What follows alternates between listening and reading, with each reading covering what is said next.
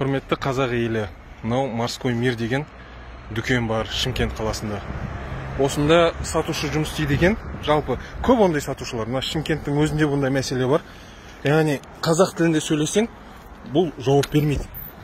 Қазақ тілінде сөйлесін, бұл кісілер теріс қарап кетіп қалады. Мысалға да менсінбейді біздің қазақтарды. Неге? Өйткені құлдық сана бар да. Мысалы сұрасаң, қазақша сұрасаң, бұл кісі жауап бермейді. Біздер не істейміз? Біз құлдық сана басымызда сынып қалған.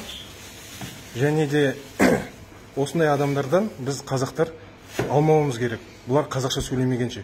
Өйткені мемлекет бұларды 30 жылда қазақша сөйлете алмады ма? Біздер бұны қазақша сөйлетуіміз керек бұларды. Неге? Бұлар Қазақстанда тұрады, қазақша сөйлемейді. Тура біздер не істейік? Челлендж жасайық. Қазақша сөйлемейтін адамдардан товар алмайық, құрметтілер.